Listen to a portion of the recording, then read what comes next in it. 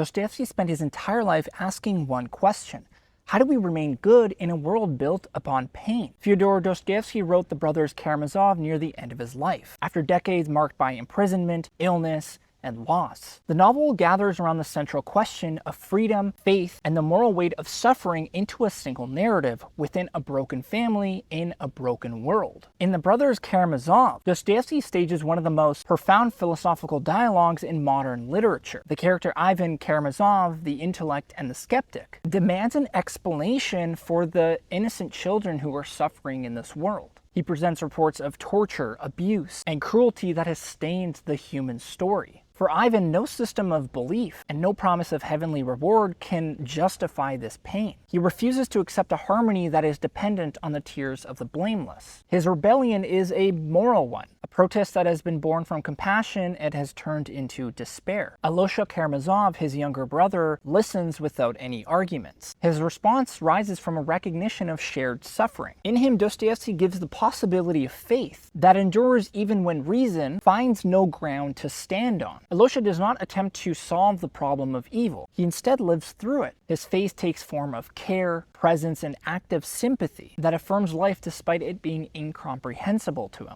Dostoevsky saw freedom as humans' most difficult inheritance. To be free is to carry the full responsibility of one's moral choices, even in a world where meaning is uncertain. Ivan's torment in all of this comes from the intellect's encounter with limitless freedom, a condition in where every moral law appears arbitrary and every justification collapses. Alosha embodies another form of freedom, one that is lived through love rather than reason. For Dostoevsky, love is the only power capable of sustaining human life under the pressure of freedom. The world Dostoevsky observed while writing this book was rapidly going towards secularism, industrialism, and also political upheaval. He believed that when people lose the capacity for faith, they often seek to fill that void with systems of power and ideology that promises order. This novel's exploration of suffering and belief reveals his fear that without spiritual or moral grounding, freedom can actually decay into chaos for us. Through the story of the Karamazov brothers, Dostoevsky turns existential despair into a moral vision. Freedom remains a terrifying burden for us, but it also allows for the highest expressions of humanity.